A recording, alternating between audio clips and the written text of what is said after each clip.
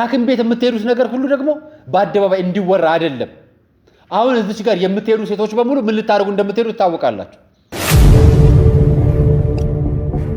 ዓለምን የፈጠረ አምላክ መቼ ነው አንድ ብሔር ላይ ተቀመጠው? መቼ ነው እናንተ የምትነቁት? መቼ ነው ድድብናችሁን በአደባባይ መግለጥ የምታቆሙት? ደናግል ኦርቶዶክሳውያን ደከመን። የፖለቲካው ጦርነት አደከመን። የኢኮኖሚ መውደቁ አደከመን። የኑሮ ውድነቱ አደከመን። የህይወቱ ውጣ ውረዱ አደከመን። ሰላም ጤና ይስጥልኝ ውድ የአርአያ ሚዲያ ቤተሰቦቻችን እንደምን አላችሁ? በያላችሁበት ሰዓት አቆጣጠር እንዳላችሁበት ሁኔታ ሰላማችሁ ብዝት ይበል ማለት ፈልጋለሁ። ወንድም እህቶቼ፣ ታላቅ ታናሾቼ እንደየእድሜያችሁና እንደየክብራችሁ መጠን ሰላማችሁ ይብዛ።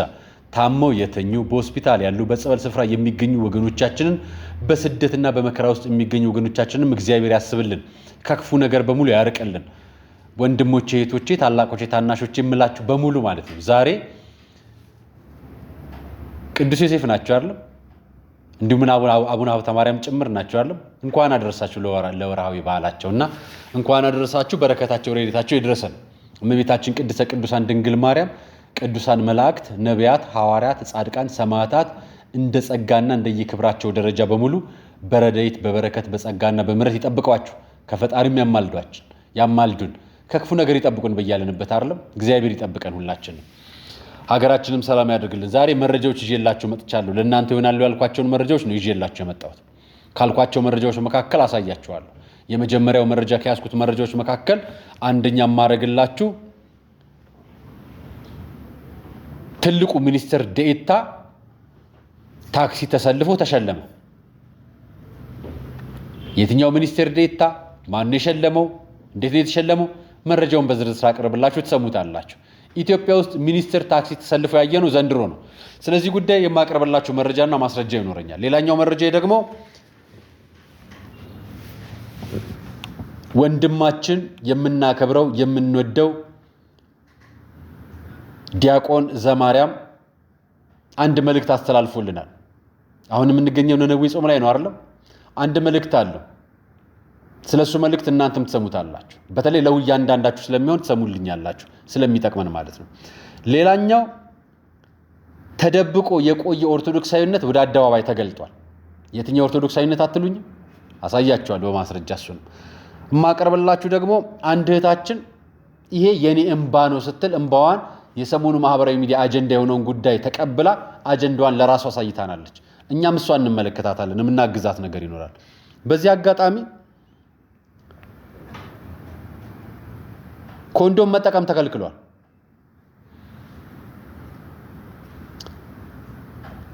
ፌስታል ነው አይደለም? ለአንድ ጊዜ አገልግሎት የሚሰራ ነው አይደለም? ተከልክሏል። ሳቄ መጣብኝ ልቀጥልላችሁ እና ስለሱ ነገር አንድ የህግ ባለሙያ የሰጠንን መረጃ አቀርብላችኋለሁ። እንዴት እንደተከለከለና ስለ ዝርዝር ማብራሪያ ጉዳይ ከራሱ ተሰሙታላችሁ። እኔ ይሄን ለማለት እንኳን አፍሬ ነው ያልኳችሁ፣ ይቅር በሉኝ። እንግዲህ ስለሱ መረጃ አቀርብላችኋለሁ። ሰሞኑን ማህበራዊ ሚዲያ ላይ መነጋገሪያ የሆነው የመሰረተ ክርስቶስ ቤተክርስቲያን ጉዳይ ድጋሚ ወጥተው በማህበራዊ ሚዲያ ላይ የቤተክርስቲያኑ ከፍተኛ ኃላፊ ወይ ደግሞ ፕሬዝዳንት ምላሽ ሰጥተዋል። በቀል አይደለም የያዝ ነው፣ እኛ በኃጢአት ተሰዶ ምክንያት አድርገው አመራር ሊቀይሩ ያሰቡና በአመራር ስራ ውስጥ መግባት የፈለጉ አካላትን እየቀጣን ነው ብለዋል። እነ ዶክተር ስዩም አንቶኒዮስን ማለት ነው። እስኪ ምላሻቸውን እንሰማለን። በሱ ጉዳይም ተነስቶ ማህበራዊ ሚዲያ ላይ አጀንዳ የሆኑ ጉዳዮች አሉ። የኢትዮጵያ ኦርቶዶክስ ተዋሕዶ ቤተክርስቲያን ላይ የዘር ስም አድርገው ጥቃት ማድረግ የሚፈልጉ ሰዎች ዛሬም ተነስተዋል። በነነዌ ጾም ተነስተውብናል። ስለሱም ማቀርብላችሁ ይኖርኛል። ጥላቻን ልጆች አትስጡ እባካችሁ፣ አታወርሱ። እኔ ለብዙዎች ሌሎች እምነቶች ለመናገር ብዙ አቅሙም የለኝ። የኛ ቤተ እምነት ላይ ግን መሰረታዊ ንግግር እናገራለሁ። ይሄ ጉዳይ ለልጆቻችን ዋጋ የለው። ዋጋ የሚያስከፍል ነገር አታድርጉ እባካችሁ። ይሄን መልእክት አቀርብላችኋለሁ። ጠንቋዮች የከፈቱት ክሊኒክ አሳያችኋለሁ። ጠንቋዮች ክሊኒክ ከፍተዋል። መድኃኒት አላቸው፣ ሕክምና ይሰጣሉ፣ ማስታወቂያ ይሰራሉ፣ ህጋዊ ፈቃድ አላቸው። ስለሱ ማሳያችሁ መረጃ ይኖረኛል። አብራችሁ ሰሙኛላችሁ። እንግዲህ ምንም ማድረግ አልችልም። ኢትዮጵያ ውስጥ ነው፣ ይሄ ሌላ ቦታ አለ። ጠንቋዮች ክሊኒክ ከፍተው ህክምና ወይ ደግሞ የጥንቆላ ህክምና አገልግሎት እየሰጡ ነው። ይሄን የሚላችሁና ከስር የተሰጠኝን መረጃ እያይዤ አቀርብላችኋለሁ። ሌላኛው መረጃ እግዚአብሔር ተሳስቷል ያለውን ፓስተር ይዤላችሁ መጥቻለሁ። እንዲሁም አያይዤ ደግሞ ሞቶ የተነሳውን ግለሰብም ይዤላችሁ መጥቻለሁ። አብራችሁን ስትቆዩ ሁሉንም ትሰሙታላችሁ። ይህ ሞቶ የተነሳው ታዋቂ ሰው ማን ነው? አብራችሁን ቆዩ። አርያ መካሻ ነኝ። ይህ መረጃ የአርያ ሚዲያ ነው። አሁን ጾም እየገባ ነው። የአብይ ጾሙ እየመጣ ነው። ከዚህ ሳምንት በኋላ ቀጣዩን ሳምንት የምንገባው የአብይ ጾም እንገባለን። በእያንዳንዱ ሳምንት እኛ የምንሰራቸው ስራዎች መካከል መንፈሳዊና ማህበራዊ ጉዳዮች ዋና ስራዎቻችን ናቸው። ከነዚህ መካከል ደግሞ የገጠር ቤተክርስቲያናትን ማገዝ የመጀመሪያው ድርሻችን ይሆናል። የከተሞች እንኳን በሀብትም በገንዘብም በአቅም ደለብ ያሉ ናቸው። ሀገር ስብከቱም ቤተ ክህነቱም ቅርባቸው ነው ለነሱ። በገጠር ቤተክርስቲያናት ግን ጧፍ ያጡ፣ ዘቢብ ያጡ፣ ንዋያተ ቅድሳት ያጡ፣ ማስቀደስ ያቃታቸው፣ ማስቀደሻ የሌላቸው ካህናትና ገበሬዎች በብዛት ይበዛሉና ከነሱ ጋር በቅርብ የምንሰራው ስራ ይኖራል። እናንተ በአቅራቢያችሁ የምገኙ በኑሯችሁ አካባቢ የምታውቋቸውን ገዳሞች በሙሉ ለኛ በመረጃ ከታች በምታዩ ስልክ ቁጥር ድጋፍ እንዲደረግላቸው ለኛ ትልካላችሁ። ስትልኩ ከወረዳ ወይ ደግሞ ከሀገረ ስብከት ደብዳቤ ጋር አያይዛችሁ ቦታውን ፎቶ አንስታችሁ ላኩልን። እኛ እዚህ አስተባብረን ለቤተ ክርስቲያኗ ማሰሪያም ከሆነ እንዲቀደስባትም ንዋያተ ቅድሳትም ሰብስበን ለቤተ ክርስቲያኗ ድጋፍ እናደርጋለን። ይሄንን አርያ ሚዲያ ቃለ ቀርንም ነጋሽ ሚዲያም ጀምረናል። ስለዚህ ይሄንን ተዘጋጁበት። እስከዛ እንድታዘጋጁ ብዬ ነው መረጃውን የምነግራችሁ። ጾሙ ሊገባ ስለሆነ ለሱን እንነሳለን። ከፓርላማው ጉዳይ ጋር አያይዤ መግቢያ ላይ የምላችሁ ነገር ይኖረኛል። አብራችሁን ስትቆዩ ሁሉንም ሰሙታላችሁ። አርያ መካሻ ነኝ። የምትከታተሉትን ፕሮግራም ለብዙዎች እንዲደርስ ሼር ማድረጋችሁን እንዳትረሱት። ይሄ ድጋፍ ነው ለኛ። ከመሸጋገሪያ በኋላ እንገናኝ።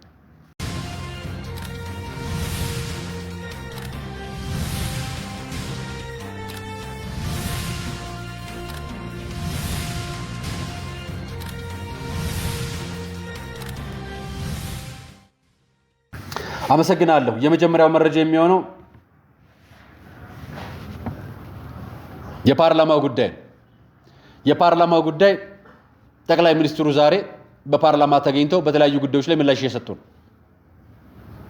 በህዳሴ ግድብ፣ በኑሮ ውድነት፣ በኢኮኖሚ፣ በፖለቲካ፣ በጦርነት፣ በተፈናቀሉ ዜጎች፣ መጠለያ ጣቢያ ውስጥ ስላሉ ዜጎች፣ የኢኮኖሚው ኢንዱስትሪ እድገት በተለያዩ ጉዳዮች ላይ ምላሽ ይሰጣሉ። ፖለቲካውማ ጉዳዮችና ምርጫም ጉዳይ ላይ ምላሽ ይሰጡ ነው።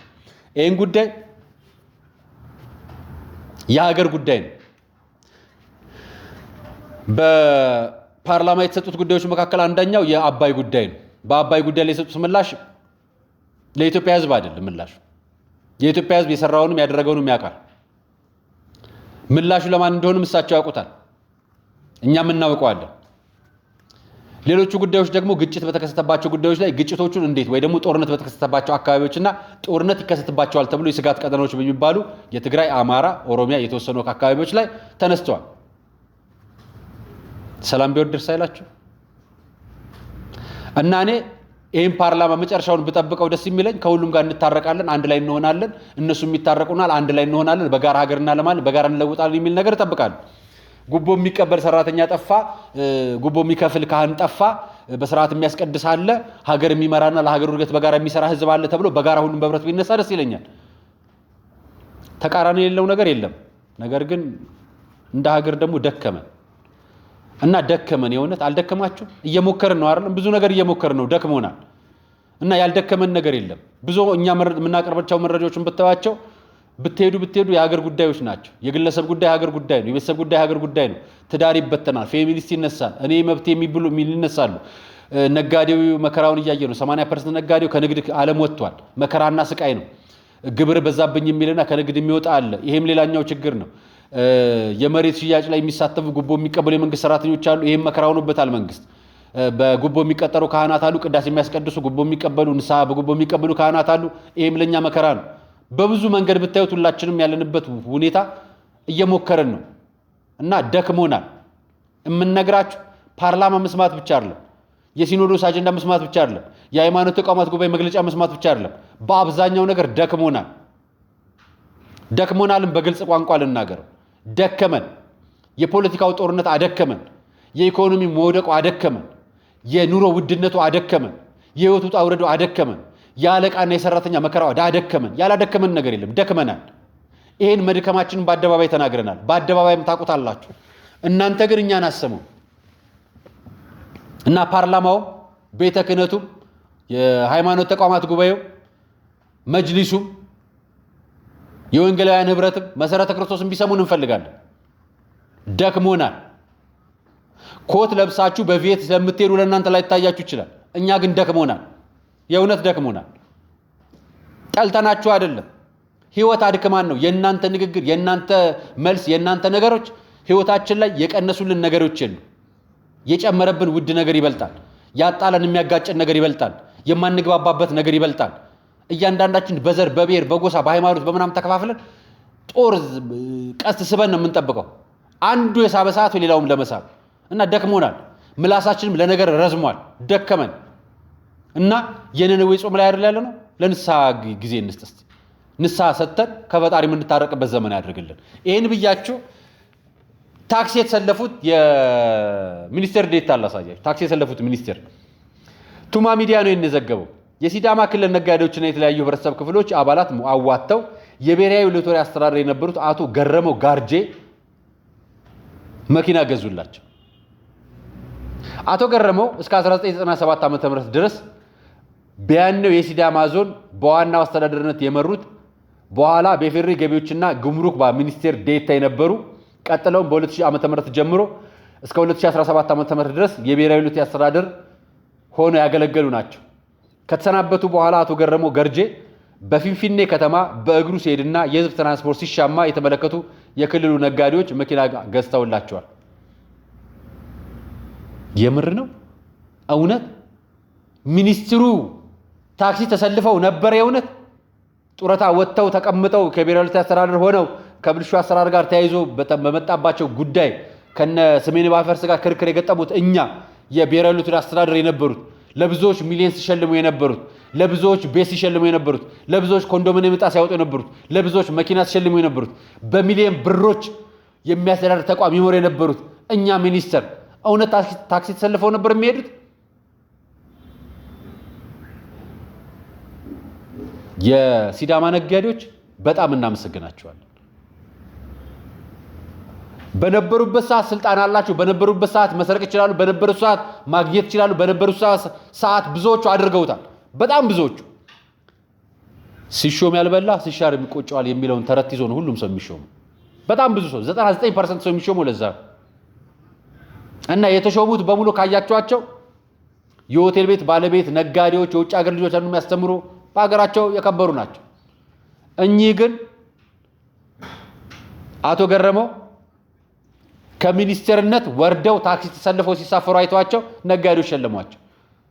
በነገራችን ላይ ለሳቸው ያለውን ክብር ልገልጽላችሁ ነው ያመጣሁት።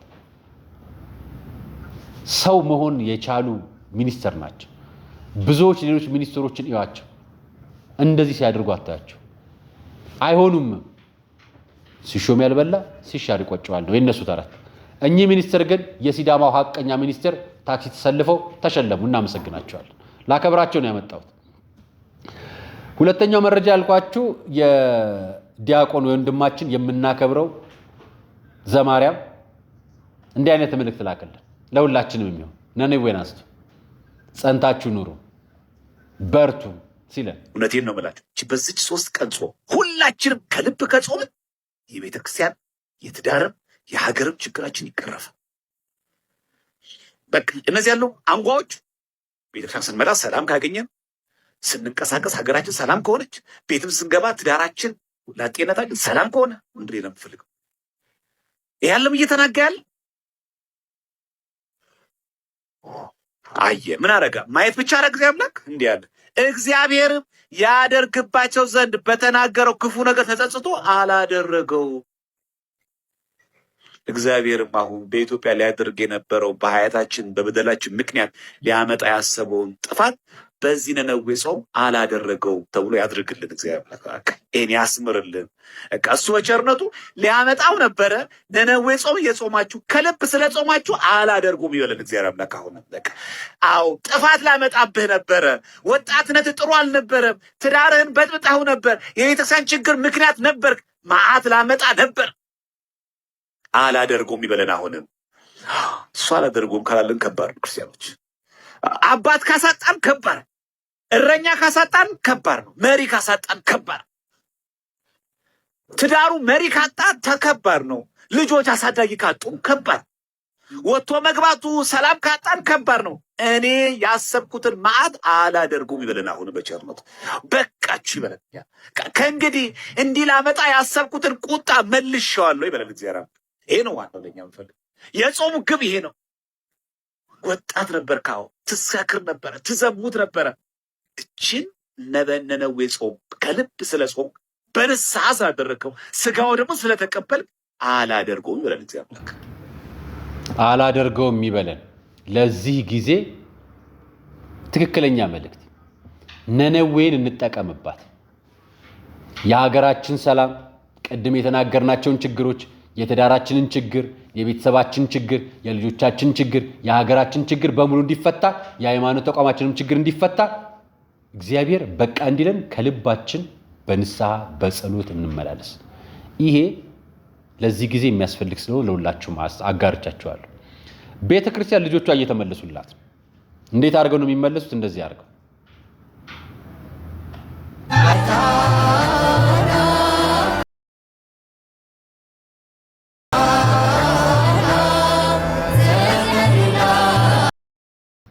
ደናግል ኦርቶዶክሳውያን በቤተ መቅደስ ጋብቻቸውን ይፈጽማሉ ተሰልፈው። ደናግል ኦርቶዶክሳውያን ክብራቸውን ለእግዚአብሔር ሰጥተው ክብራቸውን በእግዚአብሔር ፊት በስጋ ወደሙ አንጽተው ወደ ትዳር ይገባሉ። ትዳራቸውን እግዚአብሔር እንዲገባበት ያደርጋሉ። እኔና እናንተስ ቬሎ ነው የሚያምረን አይደለም? የፎቶሾፕ ነው አይደለም የሚያምረን? የሚያምር ቬሎ አድርገን በታዋቂ ሰዎች ተከበን በብዙ ሽማግሌዎች ተልኮ ታዋቂ ሰዎች ተሰብስበው ቪዲዮና ፎቶአችን ተለቆ ብዙ ሰው አይቶት፣ ከዛስ ጭቅጭቃችን፣ ጥላችን፣ ድብድባችን ምን የለበትም? እግዚአብሔር የለበትም። ምን የለበትም? እግዚአብሔርን አላስገባ ነው። እኛም ቤተ ክርስቲያን አባቶቻችን ሄደው በመስቀል ምልክት ይባርኩታል። እግዚአብሔር ትዳርን የሚባርከው በስጋ ወደሙ ነው። በጾም ወቅት የምነግርህ በዚህ በምጾም ወቅት ነገ ትዳር የምትመሰረት ወንድም ካለ እህት ካለሽ ትዳርሽን በእግዚአብሔር ፊት አድርጊ። በሌላ እምነት ላላችሁ የእናንተን ስርዓት ተቀበሉት። የእኛ ቤተ ክርስቲያን ስርዓት ግን እግዚአብሔር የማያውቀው ትዳር በተክሊልና በቁርባን። እነኚህን ልጆች ያፈሩ ቤተሰቦች፣ እነኚህን ልጆች ያስተማሩ ንስሐ አባቶች፣ እነኚህን ልጆች ያፈራች ቤተ ክርስቲያን የታደለች ነች። ምክንያቱም ልጆቿን አሳልፋ አልሰጠችም፣ መልሳ ሰበሰበቻቸው። በስጋ ወደሙ ከብቸኝነት ወደ ትዳር ህይወት መለሰቻቸው። ደስ አይሉ? ደስታቸውን የሚጋሩት እንደኛ እንደኔና እንደናንተ በጭፈራ አይደለም፣ በዳንስ በዘፋኝ በወይታ በዲጂ አይደለም። ያቸው ትዳር የሚባረከው በእግዚአብሔር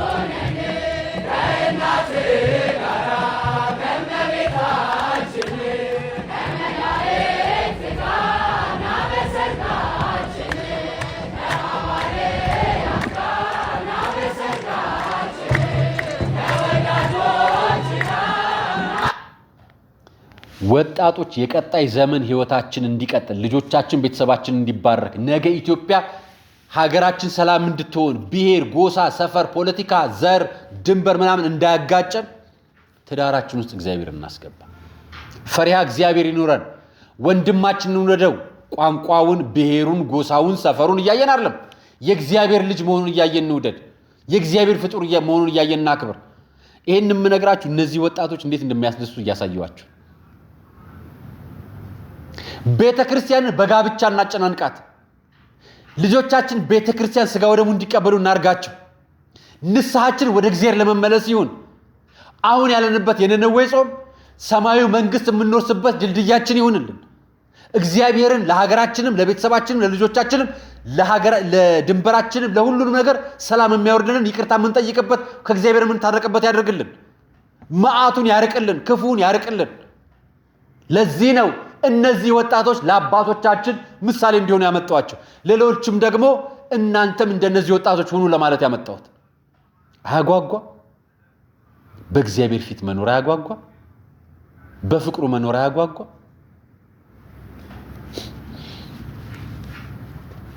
ስንት ዳር ታውቃላችሁ? ማህበራዊ ሚዲያ ላይ የተሰጣ፣ ሚዲያዎች ላይ የተሰጣ እዩኝ እዩኝ የተባለ ስንት ዳር ታውቃላችሁ? ይኖር ይሆናል እኮ በስጋ ወደሙ ተቀብሎ በኒቃም ተጋብቶ ትዳር መስርተው የተፋቱ ይኖራሉ። አይጠፋም። እንዲህ አይነት ህይወትና ትዳር ደግሞ ፈተና ይበዛዋል፣ ይታወቃል። በፈተና ለመጽናት የተዘጋጀ ልብ ግን ፈተናውን ቀድሞ ያልፈዋል። ያልተዘጋጀ ልብ ግን አደጋው ነው። ለዚህ ነው ቀድሜ የምነግራችሁ። አሁን ጾሙን ስትጾሙት እውነት ሀገሬን የምትሉት ሀገራችሁ እናንተ ናችሁ። ሀገር እናንተ ናችሁ። እናንተ ተሰርታችሁ ነው ሀገር የምትሆኑት። የእናንተ ትዳር ነው ሀገር የሚመሰረተው። የእናንተ ቤተሰብ ነው ሀገር የሚያደርገው። ሀገር ሰላም የምትሆነው ለዛ ነው። ነነዌን የምንጾመው ለሀገር ነው። ለራሳችሁ ይቅር ብላችሁ ራሳችሁን ይቅርታ አስጠይቃችሁ በንስሐ ስትመላለሱ እግዚአብሔርን ይቅርታ ጠይቃችሁ የመጀመሪያው። ከዛ ለሀገር ጸልያላችሁ፣ ሌላው ቤተሰብ ጸልያላችሁ፣ ለቸገረው ጸልያላችሁ፣ ላጣው ጸልያላችሁ፣ ለጠገበውም ጸልያላችሁ። ያኔ ሀገር ሰላም ትሆናለች። እግዚአብሔርም ከክፉ መዓቱና ከቁጣው ያበርድልናል። እኛም ከእርስ በርስ መለያየት ወደ እርስ በርስ መግባባትና መፈቃቀር ያቀርበናልና ደስ ስላለኝ ነው የሚያቀርብላችሁ። የወጣቶቹን ቪዲዮ ሳይ በጣም ደስ አለኝ። የሰሞኑ ቪዲዮ ያስለቀሳት ወጣት ይዤላችሁ የመጣሁት ተመልከቷት። እየሞከርኩኝ ነው ያንተን ቤት እኛም በሰላም ለመኖር እየሞከርን ነው። ልጆቻችንን በሰላም ለማስተማር እየሞከርን ነው። እኛም ልጆቻችን ከድሮን የመጠበቅ እየሞከርን ነው። ሰላም ነበር የምንፈልገው፣ መስራት ነበር የምንፈልገው። ልጆቻችንን ከድሮን እየጠበቅናቸው ነው።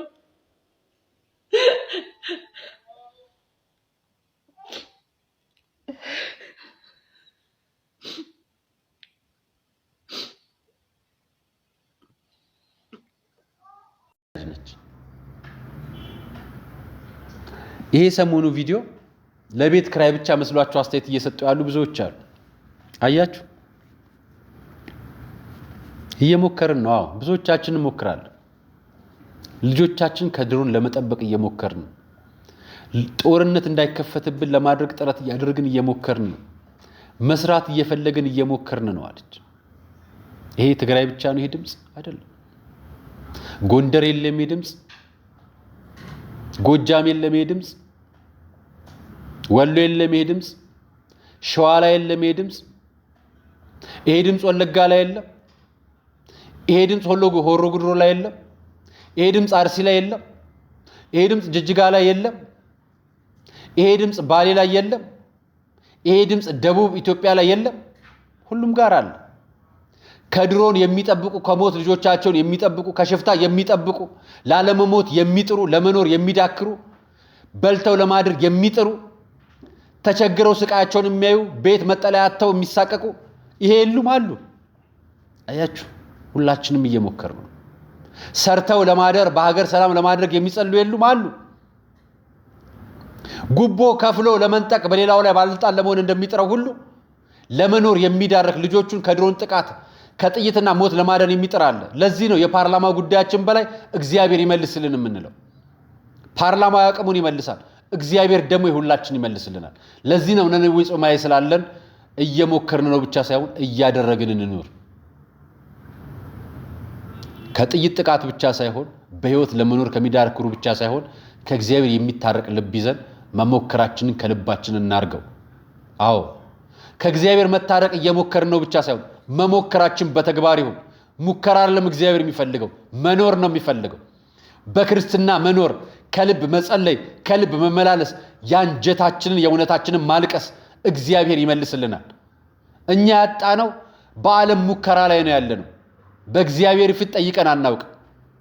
እግዚአብሔር ፊት እንድጠይቅ ደግሞ ጊዜ ሰዓት ፈቅዶ የነነዌ ጾም እንድንጾም ተፈቀደልን።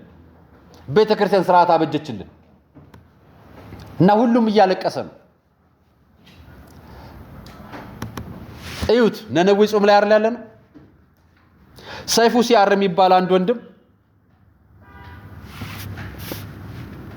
በዚህ ጾም ማለት ነው ይሄ የአማራ ጾም ማለቂያ የለውም፣ ጭራሽ የነነዌ ሰዎች ለሰሩት ኃጢአት ያጽሙን አለ። በጣም ብዙ ኮመንት ተሰጠ። የሳቁ ላይክ ያደረጉ ከ488 በላይ ሰዎች አሉ።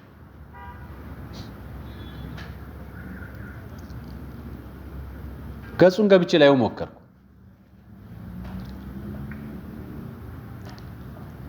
ሜም የሚሰሩ ሰዎች አይነት ነገር ነው ልጁ የሚሰራውና ቤተክርስቲያን የብሔር ያረጋችኋት መቼ ነው? ውጮቹስ ደጋግሞ ሲሰሩት እናውቃለን። እነ ጣሊያን ኮሎኒያሊስቶች ለመግዛት ሲጥሩ እናውቃለን። እናንተ መቼ ነው የነጮች ባሪያ የሆናችሁት? ተገዢ የሆናችሁት መቼ ነው? መቼ ነው እናንተ በባርነታችሁን በአደባባይ መናገር የጀመራችሁት? መቼ ነው ኦርቶዶክስ የአማራ፣ የትግሬ፣ የኦሮሞ፣ የአፋር ወይ ደግሞ የመረጣችሁት የብቻ ያደረጋችሁት? መቼ ነው? መቼ ነው ኦርቶዶክስነት ክርስትና የአንድ ብሔር ብቻ የሆነው? መቼ ነው? ዓለምን የፈጠረ አምላክ መቼ ነው አንድ ብሔር ላይ ተቀመጠው? መቼ ነው እናንተ የምትነቁት? መቼ ነው ድድብናችሁን በአደባባይ መግለጥ የምታቆሙት? መቼ ነው የእናንተን ድንቁርና በሀገር ላይ በሰይፍ በሚይዙት ላይ ሰይፋቸውን እንዲመዙና እንዲያጣጥሩ የምትጥሩ መጣራችሁን የምታቆሙት? መቼ ነው እርስ በርስ ለመፋጨት ወደ ኋላ መራመዳችሁን የምታቆሙት? መቼ ነው እርቃችንን ፍቅራችንን አንድ የምናደርገው? መቼ ነው እናንተ ሃይማኖት ኖሯችሁ ሀገር ኖሯችሁ ብሔር ኖሯችሁ ሀገርን በዓለም ዘንድ ማየት የምትችሉት? ኢትዮጵያን ከፍ የምታደርጉት አምላካችሁን ሁሉን የፈጠረ አምላክን መሆናችሁን የምታምኑት መቼ ነው? መቼ ነው ወጣትነታችሁ ሀገር እንዲመራ የማታደርጉት? ጥብብ፣ ቁንጽል፣ ስብስብ፣ ሰፈር ከዛ እኔ ወጣት ነኝ እኔ ታዋቂ ነኝ ትላላችሁ። ከዛ በስድብ ጀግንነታችሁን አሳይታችሁ በእናንተ ምክንያት የሚሞት ሰው እንዳለ ለማወቅ መቼ ነው የደከማችሁት? መቼ ሞከራችሁ? በእናንተ ምክንያት አማራን ከኦርቶዶክስ ጋር እየተያያዘ ስንቱ ኢትዮጵያዊ ተገድሏል። ስንቱ ኦርቶዶክስ ስንቱ አማራ ተገድሏል። በእናንተ ምክንያት ስንት ቤተክርስቲያን ተቃጥሏል። ስንት ካህን ተገድሏል። ስንቱ ተወግቷል። ስንቱ አካል ጉዳተኛ ሆኗል በእናንተ ምክንያት። ይሄ እናንተ የወደቀ አስተሳሰብ ነው ሀገር ላይ መከራ እያመጣ ያለው። ለዚህ ነው በነነዌ ጊዜ ንስሐ እንግባ የሚባለው። ነነዌ የሀገር ጸሎት ነው። የኢትዮጵያ ኦርቶዶክስ ተዋሕዶ ቤተክርስቲያን ኩላዊት ነች እንጂ የሰፈር አይደለች። የኔ የብቻዬ ነች ምላት አይደለች።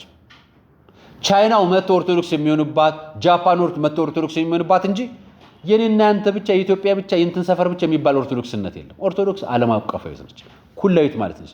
ለማታውቁት ነገር ያለ ዕውቀት አትጻፉ።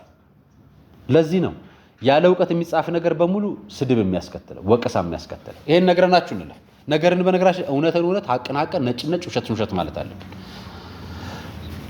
እህታችን አንድ ጉዳይ ስትነግረን ሰማሁ። አብራናት እንስማ። ማብራሪያ አልሰጥበትም ማለት ከተናገረች በኋላ ነገራችኋለሁ ማለት በዚህ ጉዳይ ንግግር አልጨምርም። የእሷን ንግግር ሰምቼ ነው የምነግራችሁ። ከባላችሁ ተደብቃችሁ የብልት ማስጠበብ ቀዶ ጥገና የምታደርጉ ሴቶች እየበዛችሁ ነው። ስለዚህ አንደኛ ማወቅ ያለባችሁ ነገር በእርግጠኝነት ግንኙነት ስታደርጉ ያስተውለዋል። ፍሪክሽኑ አያያዙና በስነ ስርዓት ለውጥ እንዳለው ወቁ። ሁለተኛ ደግሞ ባላችሁን እንድታሳውቁ የምንፈልግበት ምክንያት ምንድነው? 3 ወር ድረስ ግንኙነት ሊከለከል ይችላል። ስለዚህ ይሄንን ካላወቀ ግንኙነት ያለ ጊዜ ከተፈጠረ አንደኛ ኢንፌክሽን ሊፈጥርብን ይችላል። እዛ አካባቢ ህመም ሊፈጥርባችሁ ይችላል። የመሳሰሉትን አቮይድ ለማድረግ ገበያ ነው አይደል? አሁን ቢዝነስ ነው። የጤና ጉዳት የህክምና ምናምን ነገሮች የሚገልጹ ባለሙያዎች እንዳሉ አውቃለሁ። ለነሱ ክብር አለ ይሰጣል። ምክንያቱም ሌሎች እንዲታከሙ ሌሎች እንዲረዱ ለማድረግ ሲጥሩ ሁሉ ነገር ማስታወቂያ ይሆናል እንዴ? በነገራችን ላይ ይሄን የላከልኝ ሰው ሌሎቹን ገጹን ገብቼ ሳይ ልጁ ሊንኩ ስለተላከልኝ በጣም ነው ያፈርኩት። ማለት የማይነገሩ በጣም እልፍ ነገሮች አሉብን እኮ እኛ።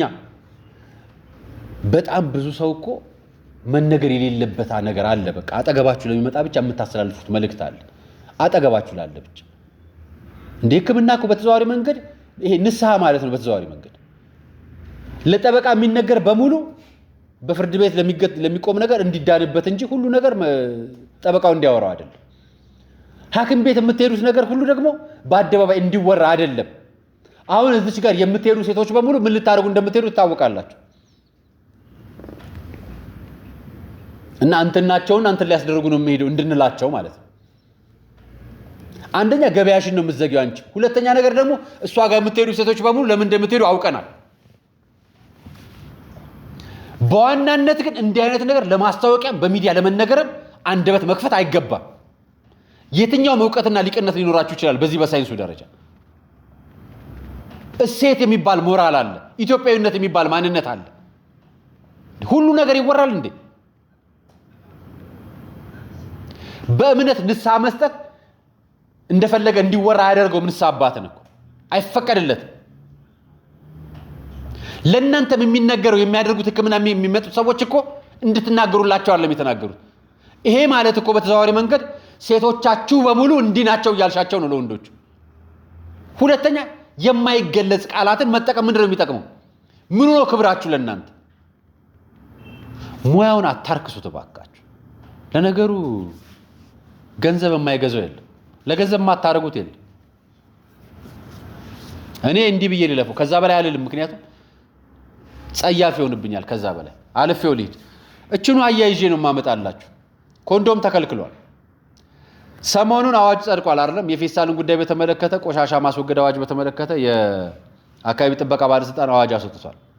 እና በየሱቆቹም በየሱፐርማርኬቶቹም ፌስታል አታገኙም። ስስ ፌስታል ብቻ ሳይሆን ብዙ ፌስታሎችንም ሱቆች ከልክለዋል። ከፌስታል ጋር በተያያዘ ግን ኮንዶም ተከልክሏል። ይሄንን ያለን ጠበቃ አያሌው ቢታኒ ነው። እሱን እንስማ። ምክንያቱም እዚህ ማብራሪያ ላይ የህግ ባለሙያ ነው፣ እኔ አይመለከተኝም። ነገር ግን ኮንዶም መከልከሉን ግን እሱ ነግሮናል። ስሙት።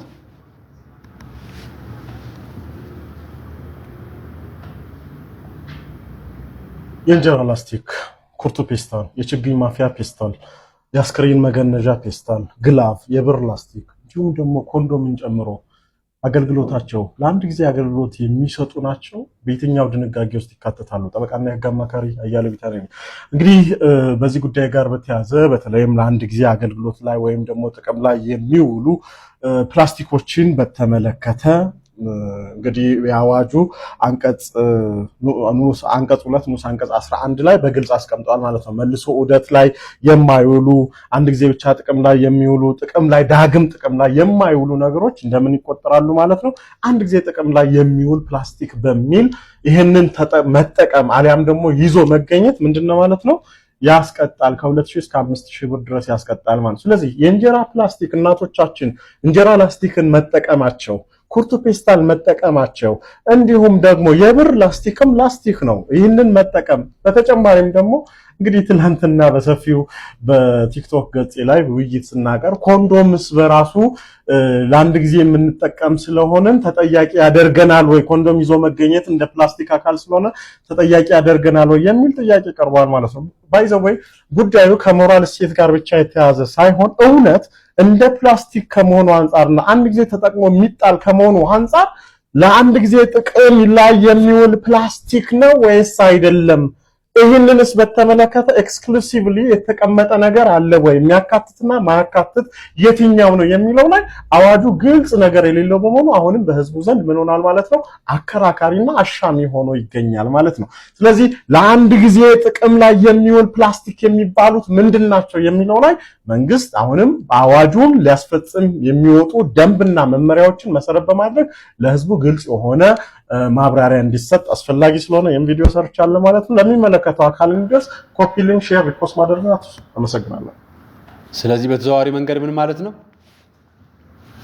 ለአንድ ጊዜ አገልግሎት የሚውሉ የእንጀራ መግዣ፣ ሬሳ መገነዣ፣ ይሄ ምንድነው ስስ ፌስታል የምንላቸው ኩርቱ ፌስታሎች፣ አትክልት መጠቅለያ ፌስታሎች በሙሉና እንዲሁም የብር ላስቲክንና ኮንዶምን ጨምሮ የአንድ ጊዜ መገልገያ ናቸው፣ ላስቲክ ናቸው፣ ሁሉ ፌስታል ነው የሚባሉት እና ከዛ አንፃር የተከለከለ ነው እስካሁን እና ደንብና መመሪያ እስኪወጣ ድረስ ኮንዶም መጠቀም አይችልም። ኮንዶም ይዞ የተገኘ ፌስታል ነው፣ ላስቲክ አይደለም፣ አንድ ጊዜ ነው አገልግሎት የሚሰጠው፣ ክልክል ነው የሚል ከሞራልና ከሴት ሳይሆን ከሐቅና ከእውነት አንፃር የተለየ ነገር ስለሌለው ብሎ ጠበቃው እንዲህ ሐሳብ ሰጥቶናል። እኔም ሐሳቡን ለሚዲያ ያቀረብኩት ይሄ ጉዳይ የጤናም የሞራልም የሴትም ጉዳይ ስለሆነ ለመንግስትና ለሚመለከተው አካል ቢደርስ እኔ ያው እንደማልደግፍ ታውቃላችሁ። በዚህ አይነት ጉዳይ አልደግፍም። የማልደግፍበት ምክንያት አለ። የራሴን ምክንያት ታውቁታላችሁ። ይሄንን ፕሮግራም የምትከታተሉ ሰዎች ታውቁታላችሁ።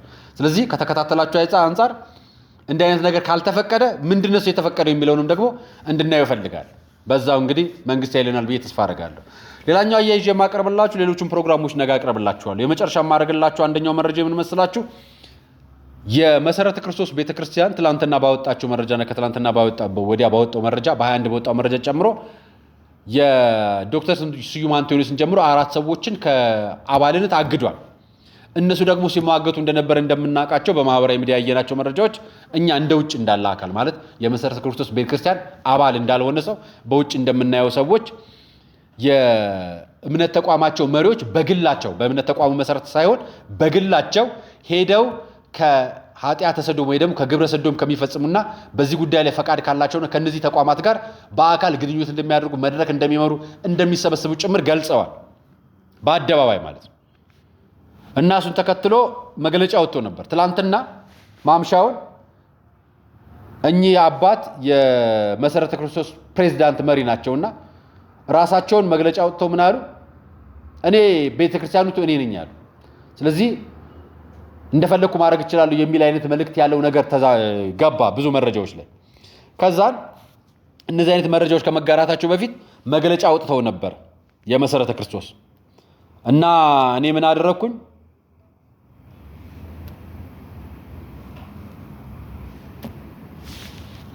ገጻቸው ላይ ገባውና መግለጫ ወጡትን የመጀመሪያው መግለጫ ትላንትና ወጥቶ የነበረውን መግለጫ ከስር ገብቻ አነበብኩት። መግለጫው እንዲህ ይላል።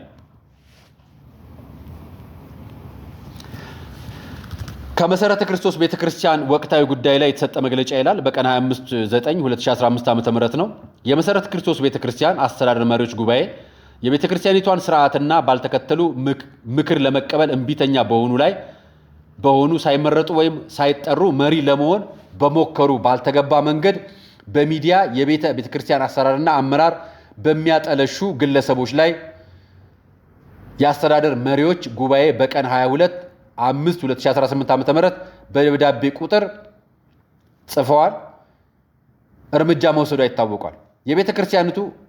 ቤተክርስቲያን ከጌታና በቃሉ በተሰጣት ስልጣን መሰረት ተግሳጽና የመጨረሻ እርምጃ ለቤተክርስቲያኒቱ መንፈሳዊ ስልጣን ባልታዘዙ አባላትና አገልጋዮች ላይ የዲሲፕሊን እርምጃ በሁሉም መዋቅር ለብዙ ዓመታት ተግባራዊ እያደረገች ነው። ወደፊትም የእርምት እርምጃዎች በመውሰድ ትቀጥላለች።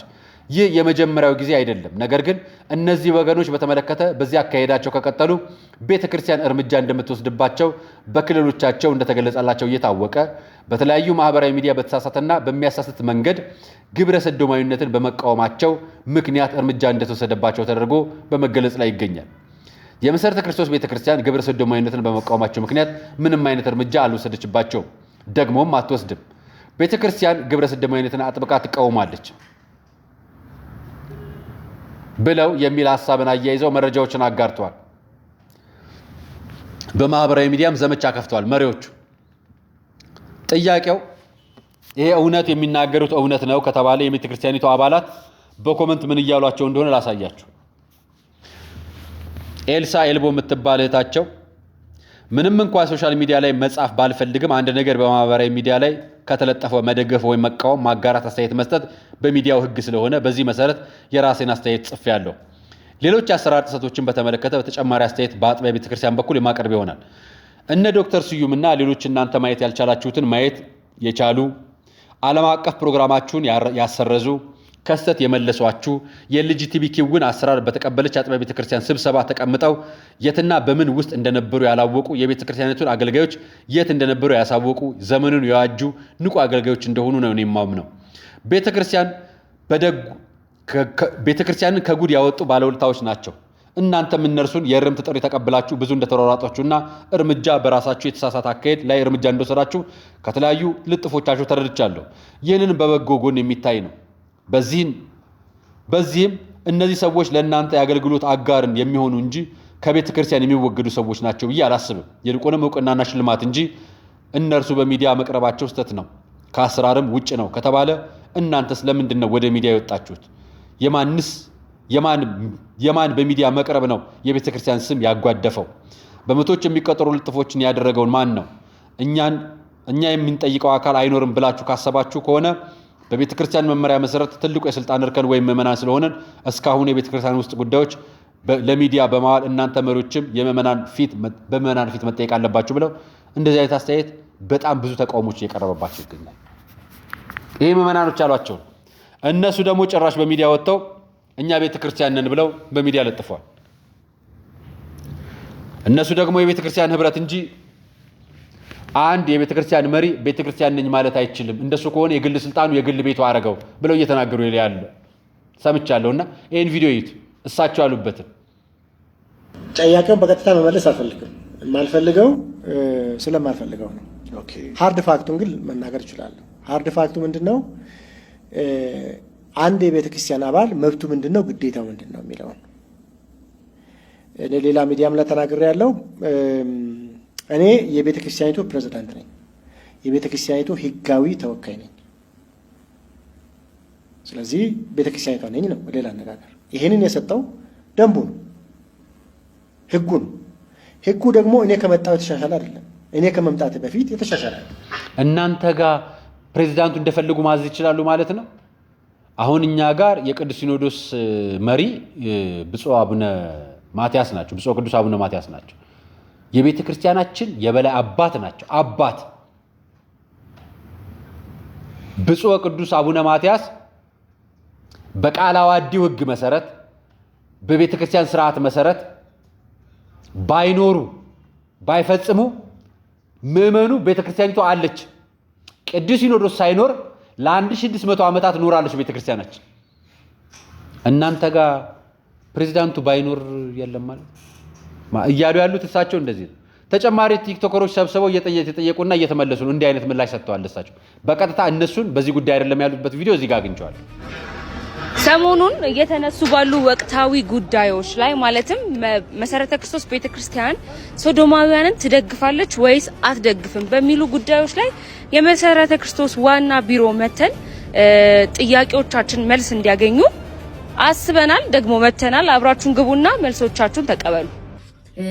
አሁን የኔም ይሁን ሚዲያ ላይ ያሉ ብዙ የወንጌል አማኞች ጥያቄ መሰረተ ክርስቶስ ቤተክርስቲያን በሶዶማውያን ህብረት ያለባቸው የውጭ ድርጅቶችን ወይም እነሱ ፈንድ የሚያደርጓቸውን እነሱ የሚደግፏቸውን ድርጅቶችን ከነሱ ጋር አብራ ትሰራለች፣ ገንዘብ ትቀበላለች ወይ የሚል ጥያቄ አላቸው። ከየትኛው ግብረ ሰዶማዊነትን ከሚደግፍ ከየትኛውም አካል ጋር አትሰራም፣ ከየትኛውም ደግሞ ገንዘብ አትቀበልም። አራት ኢንኬስ የቤተ ክርስቲያናት ህብረት ውስጥ እንደመኖሯ ከብዙ ቤተክርስቲያን ጋር ህብረት እንደማድረጓ አብያተ ክርስቲያናትም ይሁኑ ሌሎች ቤተክርስቲያኖች እንደምንወገል ይነቃለት እነሱ በዚህ ጉዳይ እናንተን ሰፖርት ለማድረግ ምን አድርገዋል?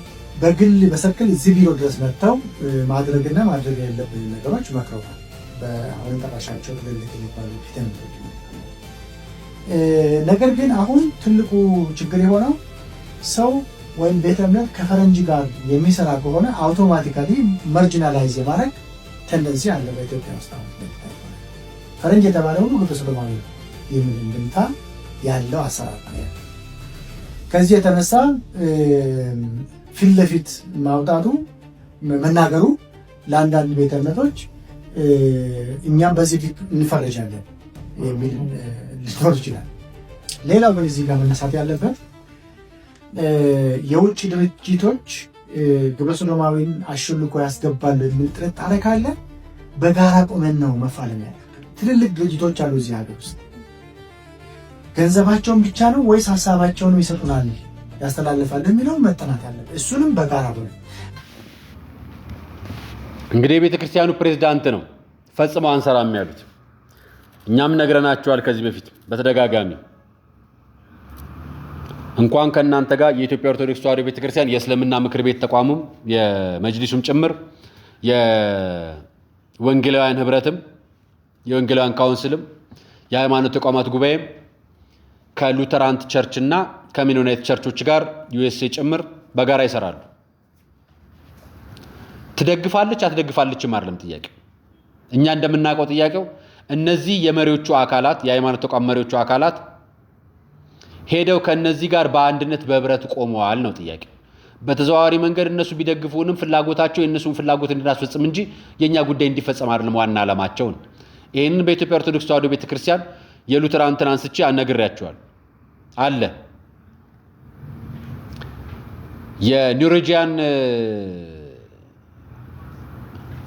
ቸርችም ጭምር አለ ይሄንን የሚረዳ እና አክሽኔር ሌሎችም ጨምሮ በዋና ነገራቸው የአካታች የሚል ስም የሁሉንም አቃፊ የሆነ አንቀጽ ማዕቀፍ አላቸው። አካታች ማለት ኤልጂቲቢውን ጭምርም በአጋር የምትይዙበት ነው። እሱ ህግ እንዳለ እናውቃለን። በኢትዮጵያ ደረጃ የሳሞአ ስምምነት ተፈርሟል። አልጸደቅም የሚል የቃል ንግግር አለ። ነገር ግን ስምምነቱ በቃል ወይ በፓርላማ አልተሻረም። እነዚህን የተቃወሙ ዶክተር ስዩም አንቶኒዮስን ጨምሮ ሌሎችም አካላት የተወገዙት 4 አካላት የተቃወሙት ቤተክርስቲያኗ ትደግፋለች ብለው አይደለም። ቤተክርስቲያኗ ላይ ያሉ መሪዎች ከነዚህ አካላት ጋር የግልና የጋራ ግንኙነት ያደርጋሉ ብለው እኛም የምናውቀው እሱ ነው። እና እናንተ መሪዎች የምትሰሙት ይሄ የሃይማኖት ፖለቲካ አድርጋችሁ ለመተርጎምና ለማጥቃት የምትፈልጉበት ስለሆነ ምናልባት የሃይማኖት መሪዎች እናንተ ጋር ያለውን ነገር ብታስተካክሉት ለራሳችሁ፣ ለኔ አይደለም ለራሳችሁ። እኛ ሐሳብ ነው የምንሰጣችሁ። ምክንያቱም በተለይ የዛ እምነት ተቋም ተከታይ የሆናችሁ እኛ የእናንተ እምነት ተቋም ውስጥ በዝርዝር ገብተን አንናገርም። ነገር ግን ይሄ ሀገር ጉዳይ ነው። እናንተ ብትደግፉት በሀገር ደረጃ ነው የሚመጣባችሁ አደጋው። እኛም ብንደግፈው እኛ ቤትም ዝም ካላችሁት በሀገር ደረጃ ነው የሚመጣው። ስለዚህ እናንተም ጋር እኛም ጋር ችግር አለ። ደጋግመን ተናግረናል። ሉተራንት ቸርች እና ኖርዌጂያን እንዲሁም የሜኖናይት ቸርቾች በዩኤስኤ ጭምር ኢትዮጵያ ውስጥ ፕሮጀክት አላቸው። ፕሮጀክታቸው መሰረተ ክርስቶስ ላይ አለ፣ እንዲሁም መካነ ኢየሱስ ላይ አለ እናንተ ጋር። እኛ ጋር ደግሞ የኢትዮጵያ ኦርቶዶክስ ተዋሕዶ ቤተክርስቲያን የልማት ተራድኦ ኮሚሽን ተቋም ዘንድ አለ። ስለዚህ አደጋው ሰፊ ነው። የሃይማኖት ተቋማት ጉባኤም ዘንድ አለ። ስለዚህ አደጋው ሰፊ ነውና ሁላችንም በጋራ የምንቆምበት ነው ጉዳይ። በግል የምትገናኙት እንደ ሃይማኖት ተቋም የምታወግዙትን ነገር በአደባባይ አወግዙት። በአደባባይ ግንኙነታችሁን አቁሙ። ከእነሱም ጋር በአካል አትገናኙ ማለት ነው። ልትሰብኳቸው አልሄዳችሁ። ለመስበክ የሄደ መሪ የለም እስካሁን የምናውቀው። እንኳን የውጭውን የሀገሩን ሰብከን አልጨረስም። ስለዚህ መጀመሪያ ቤታችሁን አጽዱ ለራሳችሁ። እናንተም እንደ ሃይማኖት ተቋማት ጉባኤ ጥቆማ ነው የምንሰጣችሁ። ነገ መሰረተ ክርስቶስ ላይ የተጀመረው ተቃውሞና ዘመቻ እያንዳንዱ ቤተ እምነት ላይ መምጣቱ አይቀርም። ስለዚህ ምዕመኑ በዚህ ደረጃ ሊነቃ ይገባልና አሁን ንስሐ ጊዜ ላይ አይደለም ነው፣ ለንስሐ ጊዜ እንስጥ። በአጠቃላይ የዛሬ ቆይታ ይህን ይመስላል። ረዘም አድርጌባችኋለሁ። በዋናነት በፓርላማ እየተደረጉት ምላሾች ጀርባ እኛ ልንጠይቅ የሚገባው ማንን ነው ብዬ የመነሻ ሐሳብ አቅርቤላችኋለሁ። ሌሎች መረጃዎችን እንዳያችሁ አቅርቤላችኋለሁ። ኮንዶም ተከልክሏል። ምን እስኪመጣ ድረስ መመሪያው ተለይቶ እስኪወጣልን ድረስና ደንብና መመሪያው እስኪዘጋጅ ድረስ። የዛሬ ቆይታ ይህን ይመስል ነበር። አርአያ መካሻ ነበር ፕሮግራሙን አዘጋጅ ያቀርብላችሁ። ሁላችንም ከልባችን ሰከን ብለን ወደ ፈጣሪ የምንመለስበት ጊዜ አድርግልን። ለነበረው ቆይታ አመሰግናለሁ። ሰናይ ቀን